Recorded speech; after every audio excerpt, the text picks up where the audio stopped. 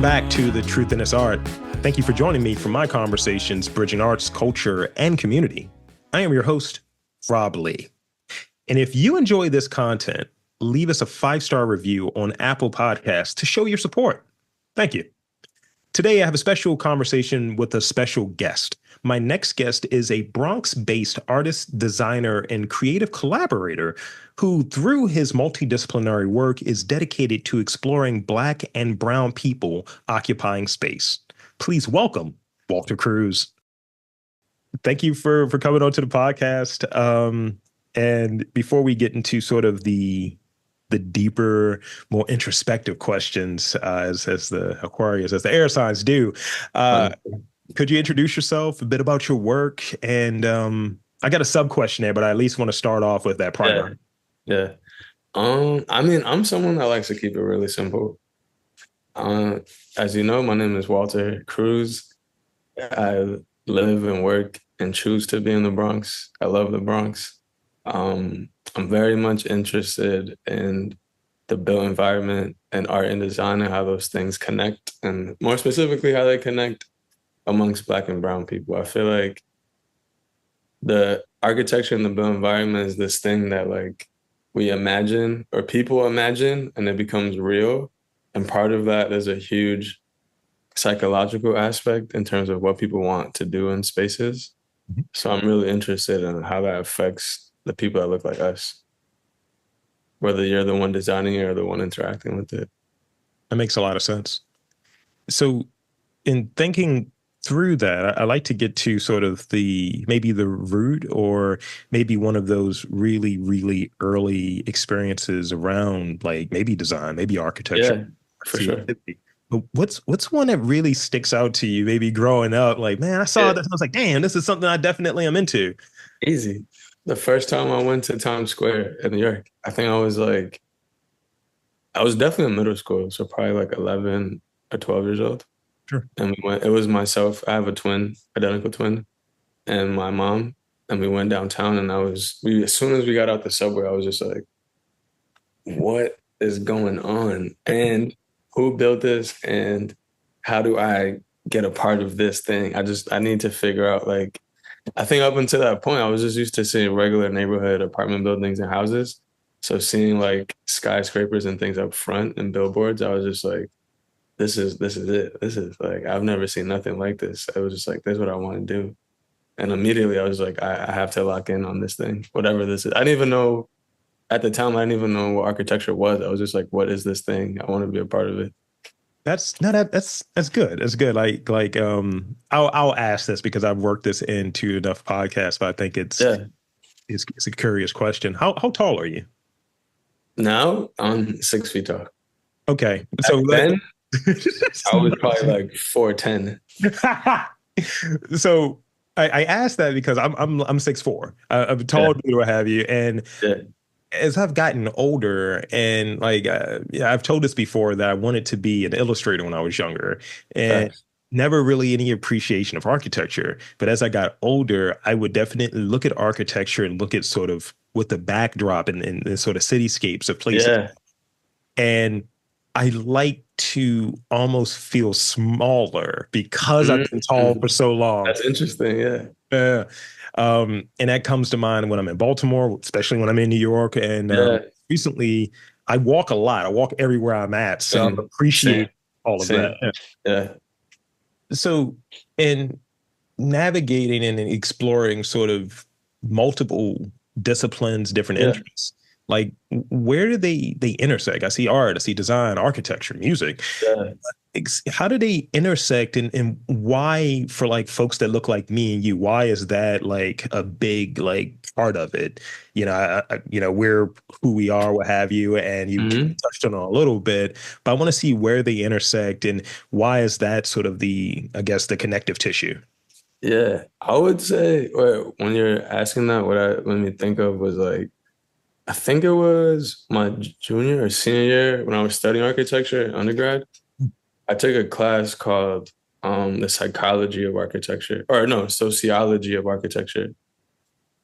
And that was really interesting because that was prior to that, my whole training was like you design things and you build it and you build models and you get critiqued. And then there was this class where it's the human aspect of it, of like, before you do any of that, how do you want people to feel? How do you actually can like literally to down to the T manipulate how people feel. Like I can make you feel bigger or smaller. The space could be 20-foot ceiling and I could still make you feel small. Or it could be an 8-foot ceiling, I could still make you feel big. You know, it's like you can really play with all these different aspects of dimensions and scale and like literally create a feeling for the people that enter the spaces that you design. And I had never thought of it that way. I got so used to like we don't it's one of those things we take for granted in some ways of like we're literally in the built environment. We live in houses, apartments, we go to libraries, we go to malls, restaurants, bars. We don't always get asked like, how do you feel in that space? Or did you ever think about who made that space? Why did they make that space? Why did they make it like that? Why did they choose wood instead of marble versus like concrete? You know what I'm saying? So like that class, man, it really shifted my idea around like all of these things around us. Somebody came up with this, or a team of people came up with this. This didn't just like grow out of the ground like a tree. That like someone intentionally made this thing. So and that led me down the path of like, okay, so now I'm thinking about the spaces we inhabit that people design. Now, what about the things that go in those spaces? Like, who's designing that? Who's building, whether we're outside, who's building the benches or who's designing the landscape versus like who's creating the couches and the chairs and the things that are inside. And that amongst all of those things early on, I didn't see anybody, or I shouldn't say I didn't see anybody. I didn't have knowledge or was exposed to Black people or people of color that were doing those things, you know? It was always like from this very Eurocentric perspective of centering white design, whether whatever country you're from, it was a white person, like these are the rules and this is what happens. So when I got out of that environment, I was like, okay, but who else? Like there's no way we've been living on this earth for this long and there's no Black people involved in this thing. So I took it upon myself to start researching and reading all these books by Black architects and Black designers that were like, yeah, we've been here. And these are the things that we've been doing. These are the things that we've been contributing to the canon of these things. And that really shifted. And then there was like, wow, now there's like a legacy of things that I can be a part of versus feeling like, I think sometimes and it's unintentional. It's like unintentional ignorance when people say, I'm making the things I didn't see. Where Right. it really should be, I didn't know those things existed, so I have to make it. But if that's only because we're naive to believe we're the first ones to do the thing. But if we take the time to do our homework and research, there's people who've been doing this. So I more so am keen to like, how am I adding to these legacies of things that people already been doing? I don't have the bravado to think that like I'm making something new. It's more like, how am I adding to this story? What's another fold I can create versus like, I don't think there's a need for me to create something new. I'd rather add to the thing of like, what's next? It's this idea, and thank you. Yeah.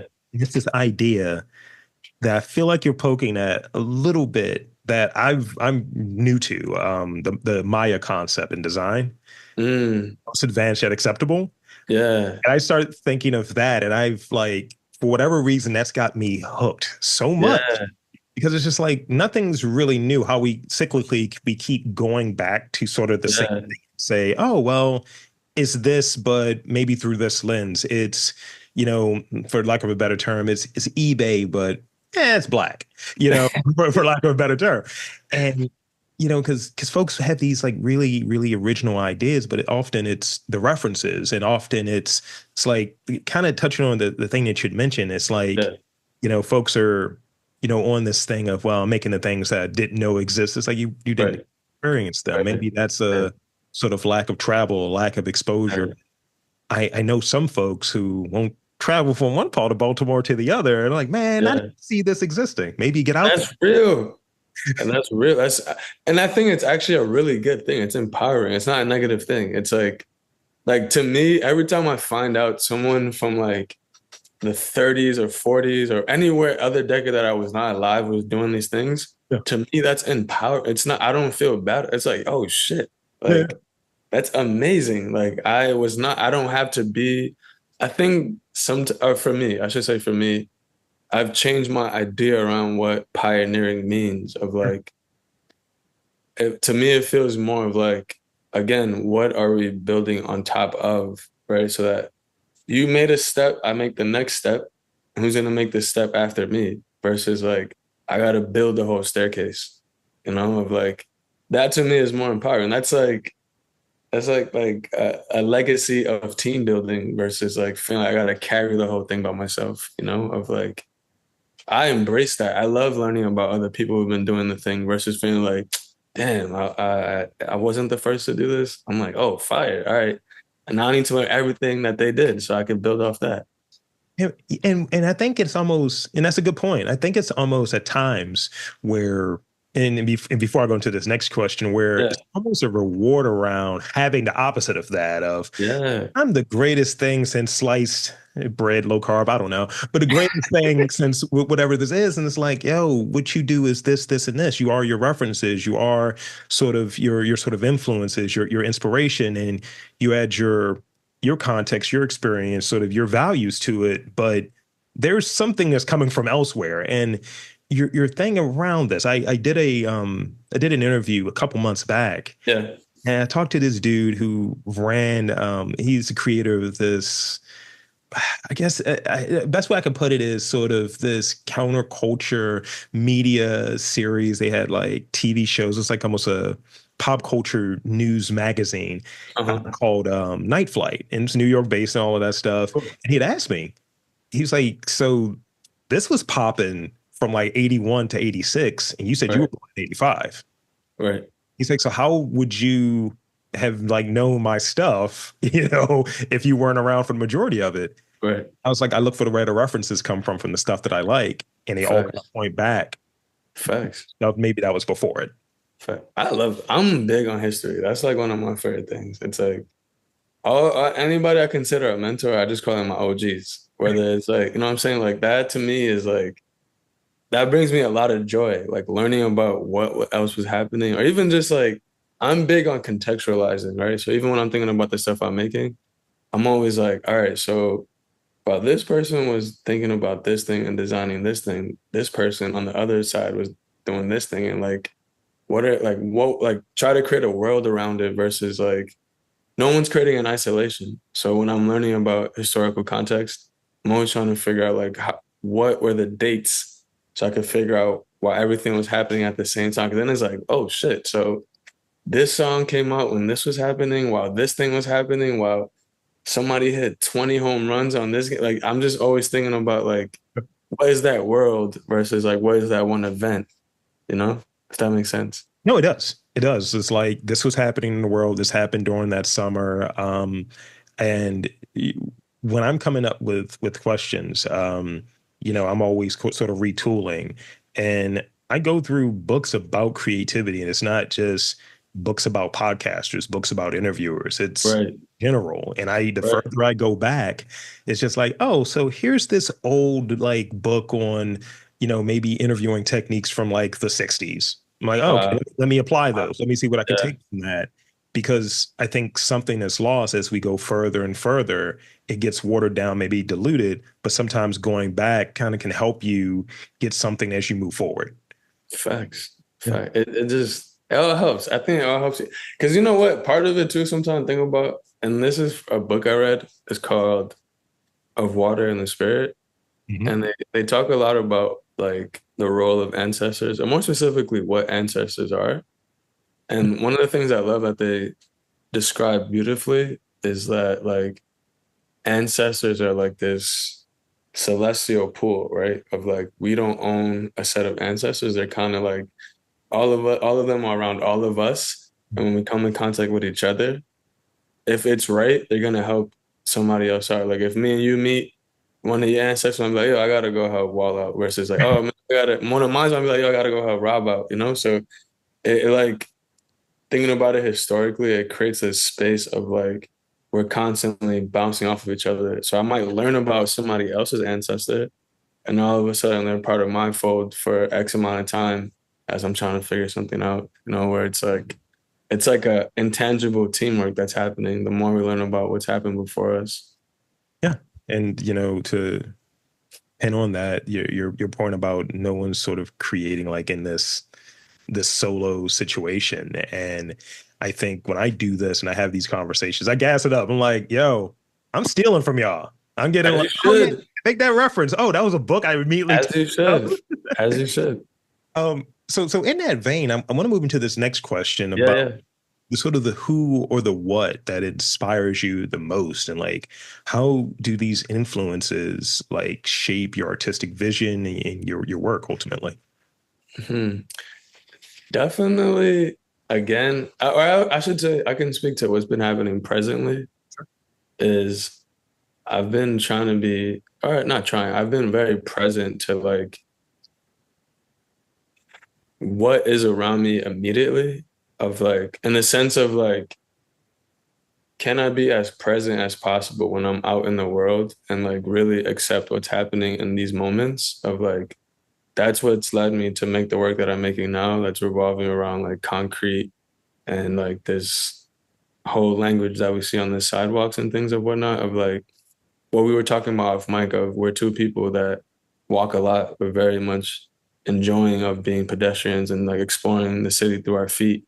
So one of those things was like, I keep early on, my dad was like, yo, when you walk down the street, walk looking forward, walk looking as far ahead as possible, in the sense of like, growing up in the Bronx in New York is like, you got to know what's coming up, right?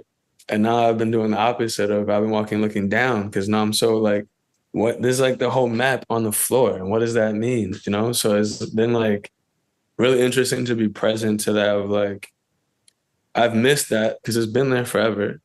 Because I got so used to looking ahead that when I finally decided to look, it's the same as like when people don't always look up, right? Where we're like, we don't take a time all the time to look up at the sky, or like, you know what I'm saying? So like I've been doing the opposite of looking down. So that's very much been a motivating factor of like, there's this whole puzzle and I want to figure it out, and like not just figure it out. How do I figure it out enough to then manipulate it to do the things I wanted to do? So that, because most of my work is really rooted or inspired by like, how do I create sparks for people that don't necessarily care about art or have time for art, using things that are familiar markers of like concrete or t-shirts or like anything that's like in the ethos or zeitgeist, that like I can abstract enough to do what I want, but with you having no real context of what's happening, you can recognize the thing enough to be like, what is it? I don't get it. It's not like, it's not, I know what it is, but it's not the way I'm used to seeing it.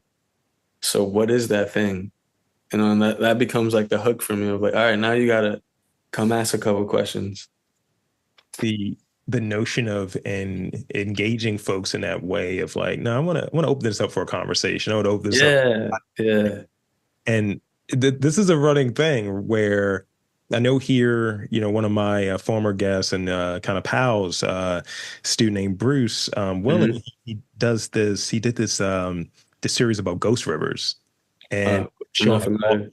all of these like underground rivers in Baltimore, and there Wow. is painted in the streets and on the sidewalk, showing like where this river is at. So right Whoa. there, you I get the love that. information that history by looking I down. love that. And I'm one of these dudes, and you'll get this because we're on the same. We're brothers of this ilk. I Yeah. look up a lot. I'm like, yo. So if the aliens ever come, right? I know when they, I see the ship, I see Galactus or whatever it is. Facts. We out here. But then, yeah, definitely, you know, it's not 360, but it's not in one specific area. Like we touched on it off mic. It's sort of the pacing of places. Fact. You know, I last time I was up there in NY, I was just like, yo, I'm moving at a quick pace. I was like, I got my legs right. None of this sort of country bumpkin looking around. It's like, nah, I got to get to where I'm going. Yeah. That's just what it is. But in other spots, especially if it's a place where people might know me, I'm like, all right, I gotta slow this pace down. It's just Interesting. or Yeah. somebody like yapping, like, yo, they don't even call me Rob. It's like, yo, truth in this art is moving kind of fast. I'm like, Oh, wow. so That's I'm a like, nah, yeah, nah, nah, yeah, nah. So it's this thing of, kind of keeping your pace and getting to where you're going. But I think there's something when I'm in a place that I'm unfamiliar with, I suppose, hmm that I'm looking around a bit more to yeah, absorb. And I find that I get inspiration from goofy things like bumper yeah. stickers or even graffiti at times, but That's just fair. surroundings that are new to me. Yeah, So, in terms of your, more recent work, let's talk about the creative process a bit. I want to hear about this. Like, give us a yeah. talk about the process as far as that initial concept and sort of like when you're getting towards that stage where you're finished and some of the techniques and in tools and things of that nature. Just give us the data.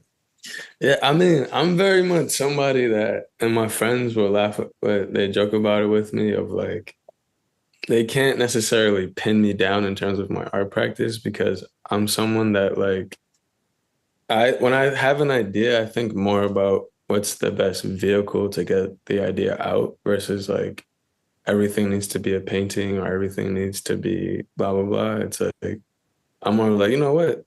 Maybe it needs to be a poem or maybe it needs to be, you know what I'm saying? Like, I'm not tied to, I have to stick to one thing in order to like be a thing, you know?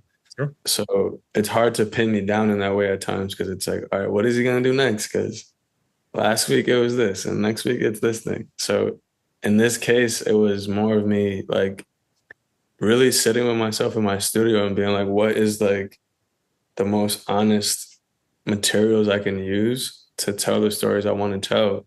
And going back to what we were talking about earlier, is it just immediately was like concrete of like it's this thing that I'm interacting with constantly in New York, whether I'm walking on it, whether the buildings are made out of it, whether like, it's just always around us. And I had like a aha moment of like, why didn't I ever try this before? Of like, I'm always trying to get these same ideas across, but I don't actually use the thing that I'm trying to talk about. Why not? And it was also like a why not moment of like, why not use concrete? I never used concrete. I don't know anything about concrete, but why not? Why not use concrete? Yeah. So then it became like this thing of like uh trust the YouTube University of learning like all the things possible. And then in real time, like going to Home Depot and asking questions and just like, you know what I'm saying? Just like any way I could learn of like what is this material and what do I have to learn about it. And then when I got like a rudimentary grasp of it, then going back to the studio and start experimenting with it. But then also like bringing in past experiences of like, I was like, oh, there's this place in New York called the Complete Sculptor. It's like a art store for sculpture. And I remember this was literally like 5 or 6, maybe even 7 years ago. I randomly went, I like to just do random things. And I signed up and I took a class on mold making, like of your face. Yeah. And then when I was sitting there thinking about concrete, I was like, oh, I could probably make molds and then I could maybe fill it with concrete. And then I was like, all right, there's only one way to find out. I gotta buy all of these materials and I gotta try it. So it really was like me just like finding my way through the dark of like, all right, I have all these ideas. I have to start testing it out. Once it slowly starts assembling, and like, all right, I'm not too crazy. This idea could work. Then it became like, all right, now we have to refine it. All the while, I'm still doing research on like, my big thing is always being intentional. So like, I don't want to make things that look nice per se. I more so want to like, what is the thing? Why should it even exist? Right. So like, again, I was thinking about concrete. Then I'm thinking about like my ancestry of being Dominican. Then I was thinking about all these markings I was learning about on the sidewalks and like what that language was. So it was more of like, how do I create items or materials or pieces that culminate all of those things together between like, again, architecture, design, and art together of like, they don't all have to look the same, but how do I create a language for them to be in harmony with one another? So that was where this body of work came from, was like, if I want to talk about New York and the built environment and all these different things I interact with, how do I create moments using found objects and concrete and this language that I keep seeing in public on the sidewalks to have that conversation with people? And that hopefully, because honestly, some of the research I did, the stuff on the ground, the language actually rooted in, it was created in PG County. It wasn't even New York in the 60s. Really? Yeah. So that was really interesting to learn that. Of like, that goes back to like, the show's gonna be in Baltimore and this thing was created in PG County. So I was like, there's no such thing as coincidences either. So it's like, it was a real full circle moment. So with that being like one of the things that you discovered through the constant research, which I really dig, like always just like, oh, that's an interesting thing. It feels on point for us. Like, oh, that's something Yeah. that I can learn, that I can add to this. Fact. I when I do this at times, I have these questions, and Yeah. I find when people who really, really get it, they'll notice on a really obscure reference that pops up. Yeah, that's me. So in your work, do you try to put those, if you know, sort of All like, the time. All please the tell us what's one that comes to mind for No, you? all the time. I mean, even right now, literally, the paintings, I guess you would call them, the concrete paintings. Once I figured out how to read that language of the sidewalk, I call it like glyphs, I would call them, was then I was like, all right, so if this color means this thing, and this symbol means this thing, and these letters mean that thing, how do I create hidden messages in the painting? So all the paintings have these hidden messages of like empowerment or questioning, or like just like, once you figure out how to read it, there's a whole different way to look at it. Where if you're not yet privy on how to read it, it kind of just looks like graffiti or markings on a concrete surface. But in reality, it's saying a whole statement, which I think to me is fun. Of like, I want you to figure out how to read it, because then that changes your whole experience. So like, you might initially like, oh, this is interesting. Why is this? It looks like a sidewalk on a wall. And then once you figure out that part, it's like, oh shit, there's like a whole thing being said on this surface that I didn't realize before. So I like the idea of like making the viewer work for the thing versus just like giving you the answer right away. And so having that there, having that dialogue that's sort of there, inviting folks to experience and be able to either get the references or be curious about sort of those references that show Yeah. up. So, I'm looking at it like we're towards the tail end of sort of the show that's in Baltimore, right? The Yeah, it ends this weekend. Yeah, so Whenever this airs, it ends first week of August. this will be out by then. We'll make sure. So, Heather Gray Galler, why back to Baltimore? Why back down here actually? Yeah, it actually kind of worked out because so Hooper House, the physical location of the show, Matt and I, we actually went to undergrad together. We studied architecture together, but he was on his way out when I was on my way in. So while I was living in Baltimore studying at Micah, they had a show there for Bria Sterling, really amazing artist in Baltimore. So I went to her opening and he was there, and I was just kind of like, I'm terrible with names. I always remember faces, and I was like, this guy looks so familiar. I know this guy. So I'm like, hey, I think I know you. And then naturally he's like, what are you talking about? So then we're talking. And then by the end of the conversation, I was like, oh, wow, yeah, yeah. We went to school together. I just happened to graduate before you did. So then we like, we just stayed in contact. And then beginning of last year, Matt had reached out and was like, hey, we're renovating the whole Hooper House, and we want to have like an opening show. Would you be interested in it? And I was like, yeah, why not? I have like these ideas I've been working on. I'd be honored to be a part of that. And then part of that fold was bringing in Heather Gray, who was like serving as the collaborator to help create the art space within Hooper. So the three of us just kind of came together and tried to figure out like make sense in terms of a show in the space as it was becoming a new art space within Baltimore. That's good. And thank you for that because it helps me sound like a professional as I segue into this next question.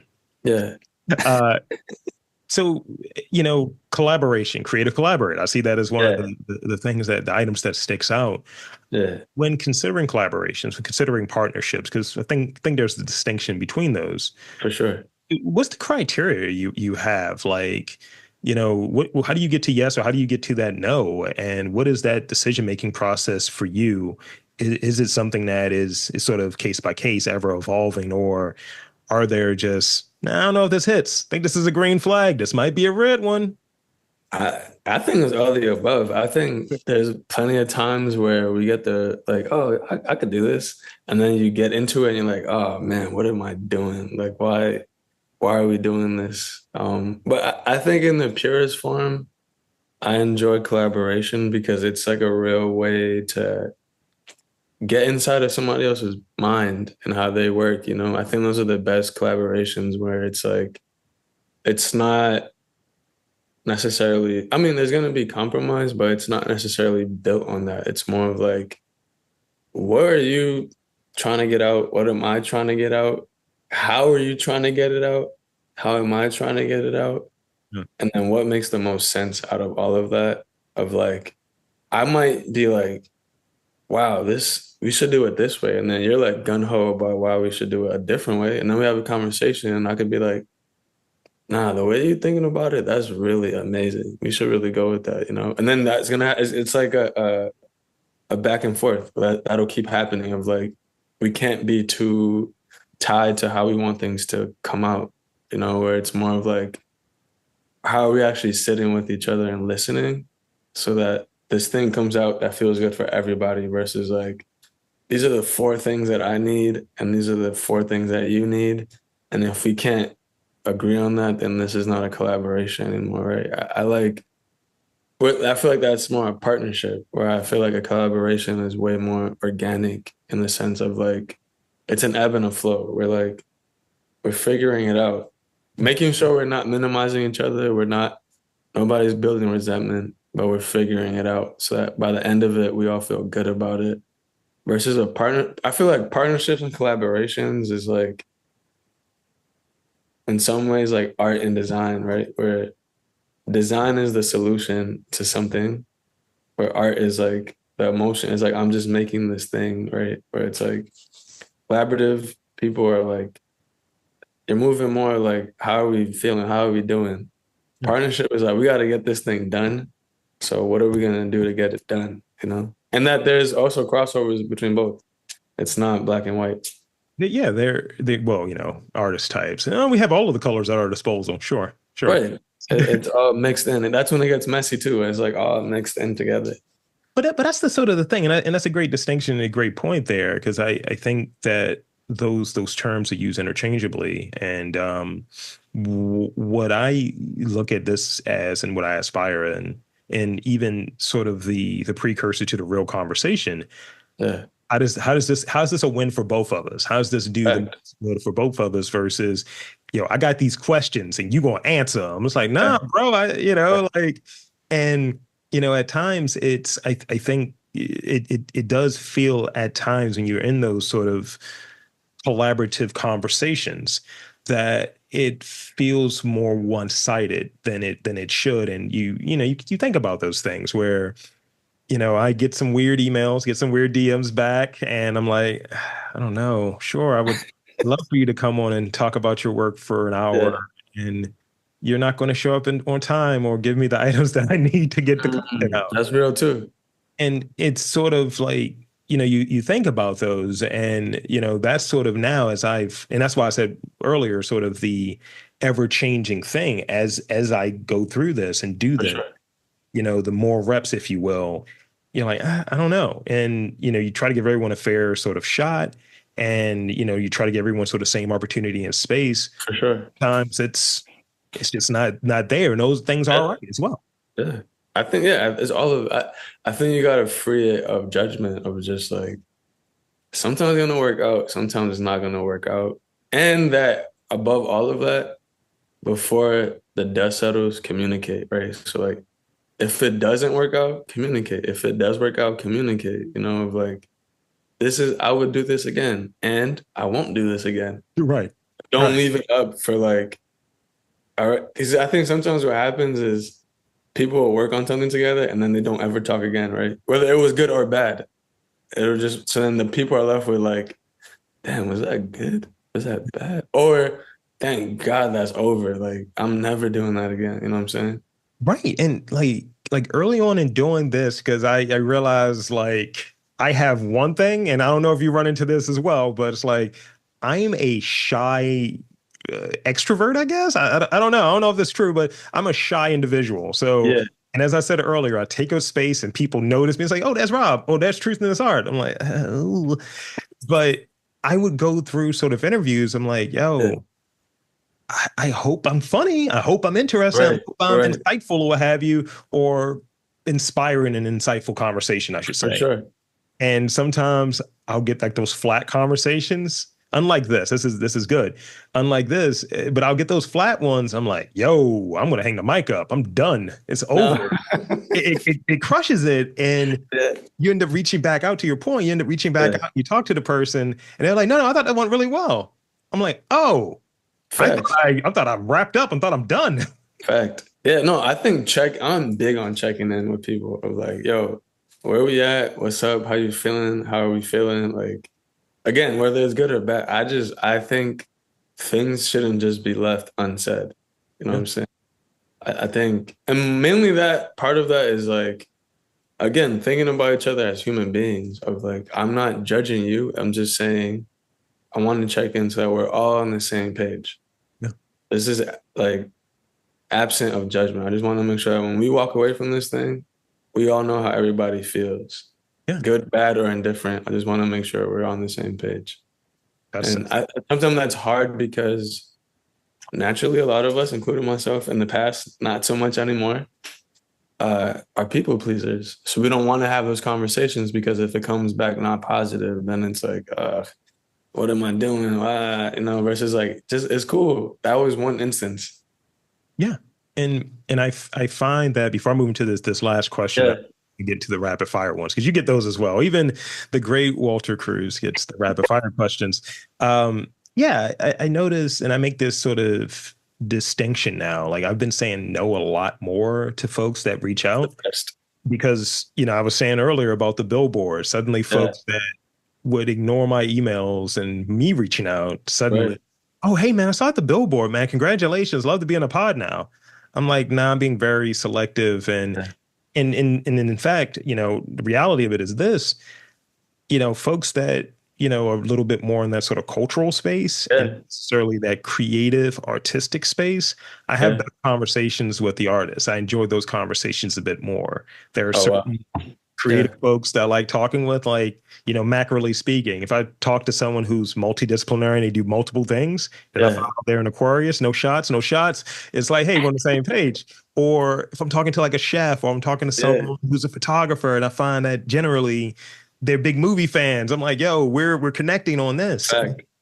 Sort of my taste leads it and drives it versus these sort of kind of referral, these one side For sure. partnership sort of things. Yeah. Yeah. It feels like more organic. Mhm. Yeah. So I want to move into this last question, and as Okay. I've read a bit about Zeal and Black Alliance for Just Immigration. So let's, Yeah. let's talk about it because, what was the inspiration and sort of the goals? Because I see that in your background, and it kind of feels like it's alignment to who you are as an individual. But I want to give you the space. For sure. I mean, Zeal is incredible, amazing space that it really was the brainchild of my friend Alan Kwabena Frimpong. He's one of the most remarkable people I've ever met in my life. And I mean that like in all seriousness. He really is like a humble person that does so much good in the world. Um, and when he came to me and was like, "Hey," we didn't know each other within an artistic context, right? So we met because of community organizing in New York. So when he came to me and was like, "Hey, I have this idea around artists and like how do we create space for Black artists and like make it sustainable and make it a cooperative." I was like, "What, Alan? We've had so many conversations. We never talk about art." So when he said that, I was like, "I already know your pedigree. Count me in. Like, I don't even have any more questions. Where do I sign up? Let's do this thing." You know? And he's just a really beautiful leader. And it led to this idea of like, how do we create a space that's a cooperative, a Black worker owned space for Black artists to own what they're doing, right? So, and it's gone through many iterations, right? So when we first started it, uh, it was more of like a physical space. So we learned that artists really needed a physical space. So we had a physical space in Inglewood, California, and LA, where it was inside, it was housed. We were we had a live-in studio apartment slash art studio that was owned by a Black artist in LA. So we were creating that space for Black artists out west where like you could live there. And then the pandemic hit. So it was like, because we started it in 2019 and then the pandemic hit. So we had like a few artists in there and then artists had to stay a little bit longer because everybody was locked up or locked in or however you want to describe it. Well, Right. And then it's changed, right? So now currently it's iteration. It's become more of like a creative agency where we come together as creative individuals, and take on different projects and campaigns and things of that nature. But always with the idea of like, how are we uplifting Black people, Black artists, and owning the work that we're creating and like working within this structure of worker owned business versus like a nonprofit or versus like independent contractors that are working on their own, but like this space where we're all contributing to this one thing and we're all winning collectively. Yeah, I have, and to say that it's also hard, right? It's hard to create a cooperative. I don't know if you ever tried it. It's like really hard to create a cooperative. It's not easy thing to create, but overall, it's brought together some really amazing people that I'm a huge fan of, whether it's Alan, whether it's Tia, Ty, Eileen, Keenan. There's so many amazing people that have been a part of Zeal that I'm key that I'm forever grateful for. Yeah, and it's an ongoing thing of like, it's still continuing to develop, it's still continuing to grow, but the people who are currently a part of it are just remarkable. I have nothing but great things to say about those folks that have a special place in my heart. And then Baji, the Black Alliance for Just Immigration, we got connected because the former ED, Opal Tometi, she used to be one, well, she was the ED, but prior to that, or no, actually kind of in the same arena. She's one of the people who created BLM, the network. So we were homies, and then she's like, "Hey, like I really need someone to like start doing like visual design for Baji for this org that I'm running." And I was like, "I'm down, let's do it." And in practicality speaking, like I can always use some more money. So I was like, "All right, let's do it." But it's really become a home. It's really become a place where I've learned so much because they are really one of, if not the, I would say the leading space that really advocates for Black migrants, not just in the US, but around the world. And it's influenced a lot of my art, actually, of like just being with them throughout the years, sitting in with meetings, going to their retreats. Like I'm designing like a lot of their reports based on the research that they're doing. So I'm reading all of these things of like, there's just a lot happening to Black migrants in the US and globally that are often not spoken about on mainstream media or on larger scales, where it's like it's heartbreaking and also not surprising. But it's really informed a lot of the work that I do of like just wow, there's they do I feel like I help out with the visuals, but like they are like they're at Capitol Hill, they're in the courtrooms, they're like on the streets advocating, meeting with migrants. They're like doing everything, any touch point around like Black migrants, they're there and they're doing phenomenal work that doesn't always get recognized and is super powerful. Like they are like, I can't imagine a world without them at this point, honestly. They're doing such good work. And I'm just honored and grateful that I got to like help with the visual side of that, of like helping to simplify or visualize all of these complicated things that they're working on constantly so that other people can understand what's happening that aren't involved in it from day to day. No, thank you. That's great. Yeah. I think like, sort of wrapping on that, I think it definitely pins together sort of everything from the sort of creative, the collaborative, and Yeah. even sort of the sentiment that goes in there of sort of folks that look like you and I and having your background attached to shedding light to it, I suppose. Fact. So now we got all the good stuff out of the way. Rapid fire. We gotta do the rapid fire. Gotta do the rapid fire. As I tell people all the time, don't overthink these. Yeah. These questions.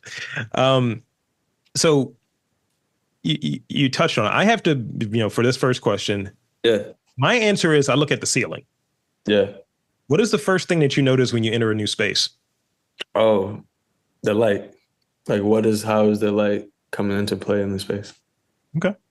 Because I also look for the exit. I don't go in any rooms. Fact. I don't like having my back to the exit. But I like to see, because light is a very subconscious thing. Yeah. Like we can enter, like I will notice if a spot don't have no windows, go into the exit thing, versus like if I enter a place and it's flooded with light, it's like, oh, it creates a different feeling. It's like, oh, wow. Yeah, definitely the exit thing, the window thing. That's a thing that comes from old Black man background. My dad just chiming in. Don't go in no rooms with no exit. Fact. Like, is there a shooting here? Right. Just in case, you never know. You gotta stay ready. One way in, one way out. It's like those are the worst places to be.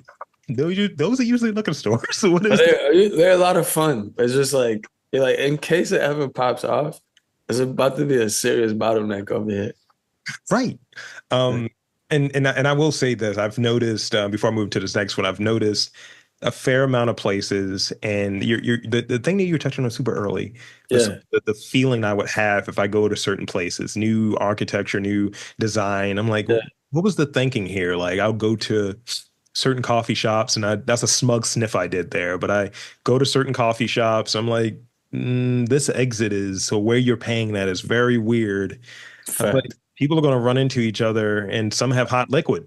It's not that powerful.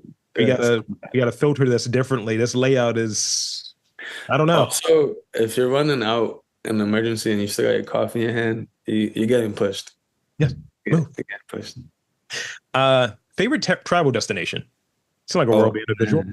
I don't have one, honestly. I feel like I like to try different. Well, that's not true. I like to travel different places, but.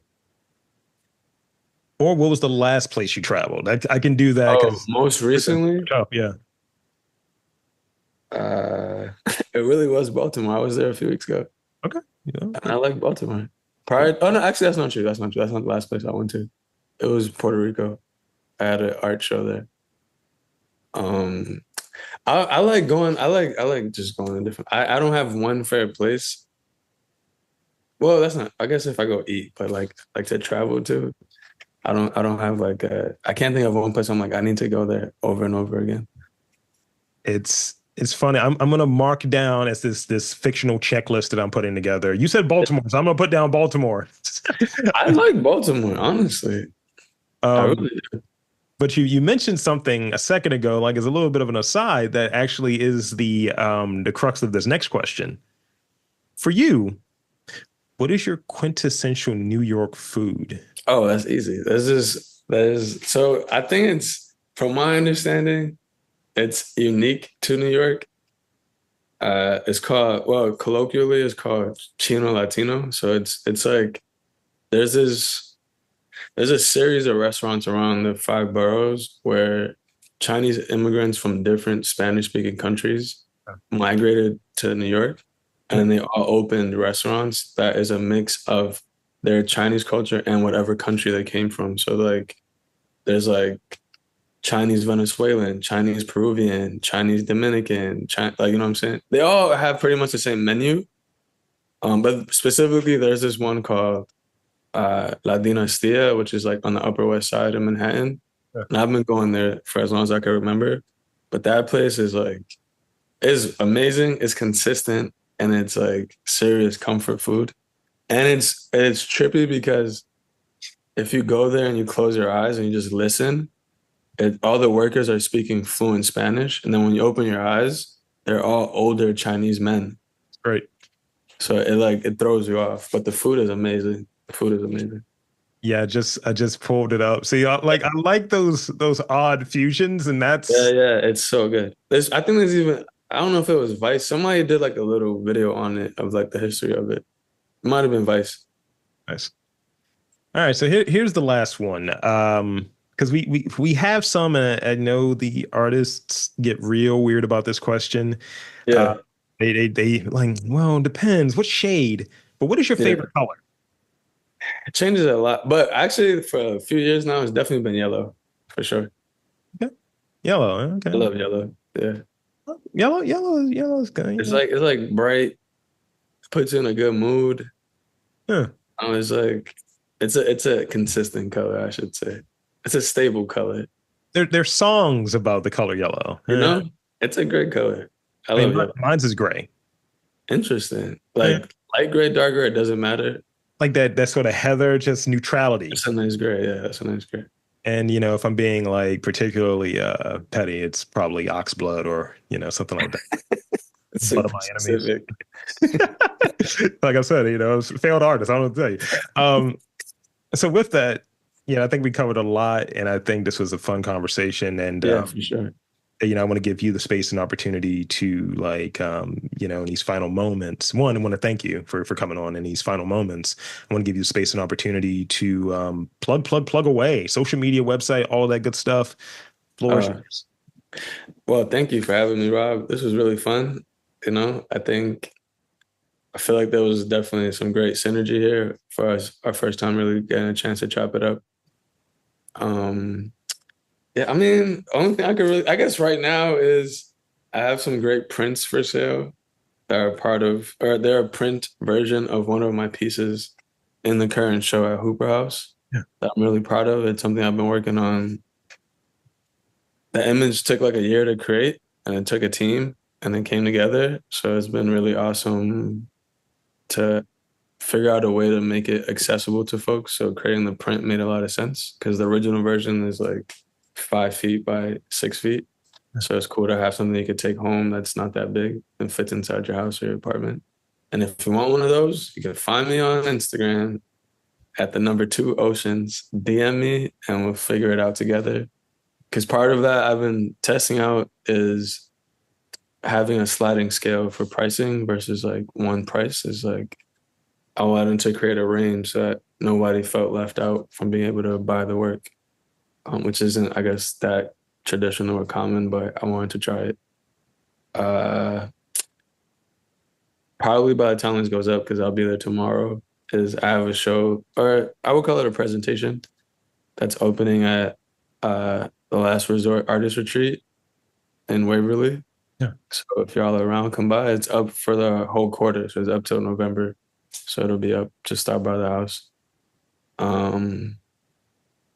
Yeah, I'm just grateful to be here. And there you have it, folks. I want to again thank Walter Cruz for coming onto the podcast and spinning a yarn with me. And for Walter Cruz, I am Rob Lee saying there's art, culture, and community in and around your neck of the woods. You've just got to look for it.